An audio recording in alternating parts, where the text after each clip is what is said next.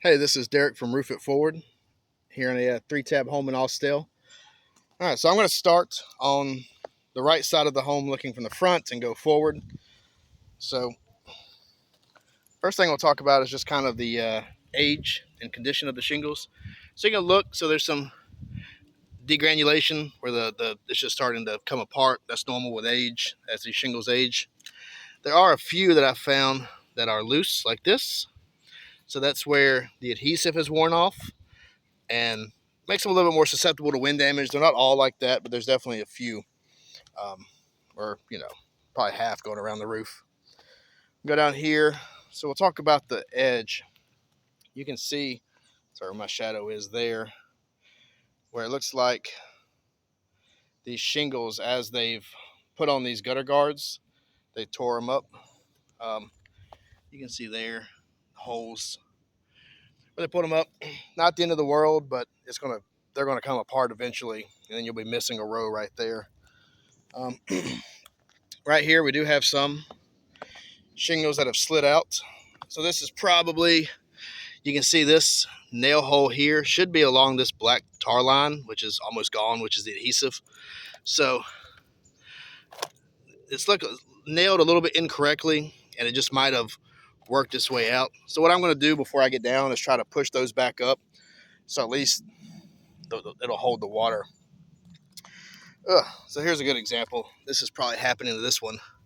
You can see this hump. I don't know. I can't show it really good. Oh, you can see this hump in the shingle where right here a nail is coming up and causing that to hump. So that's what happened to those. Nails come up out of the decking as it shifts and moves. Causes that to push up. So another thing I noticed, did have a exposed nail there on the edge. Ridge cap is cracking. Let's go down here by the chimney. So first thing I noticed about the chimney was this section here. I'm guessing this is probably where they were doing the gutter guards, and they just tore up that whole section right there. Hopefully there's enough flashing and stuff right there where the water can still run down. You said you're not getting leaks that good. That's good.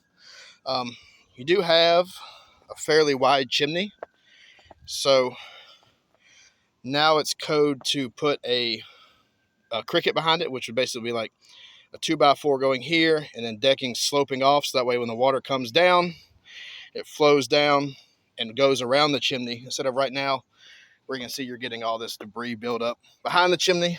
Thankfully, it looks like it's holding up pretty well, but all that stuff is going to keep water. You have a bunch right there too.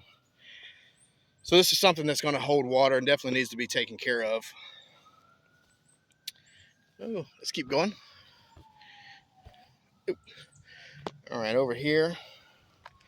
So now we're on the far left side.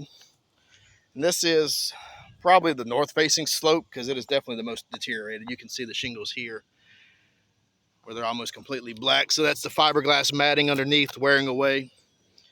Then we've got stuff like this. So that looks like a nail that's come all the way out and left a hole there. So potential leak. You got some more down here. So that ridge cap is torn, probably from a nail hole. And then there's some here. Not really sure. But you can see there's like just little bitty holes. So, and then this is a gouge shingle. So that's the one, if I pick it up, you can see the hole underneath. So my guess is, well, there's another hole there. It looks maybe like a tree limb or something hit this side and scraped it up. My only other guess would be maybe a critter chewed on it, but usually they do a lot more damage if they chew. And then you've got a big hole right there that they put tar over, and the tar around that power post as well. So definitely. And then this looks to be exposed wires on the roof that don't go with anything. So I'm guessing they're just maybe for a satellite dish that was taken off. Maybe that's what that is. Maybe there was an old satellite bracket there. They took it off, cut the wires, and left them. Typically, those things don't have any power to them, but still should be taken off the roof because you can see how they're collecting debris. So we can go back over. So you've got a lot of debris in these valleys here. So this could be a problem. This stuff needs to be taken out. Again, you can see some of the general condition of the shingles. All right, so I'll come on down, show you the video, and then you can see what's going on. Thank you.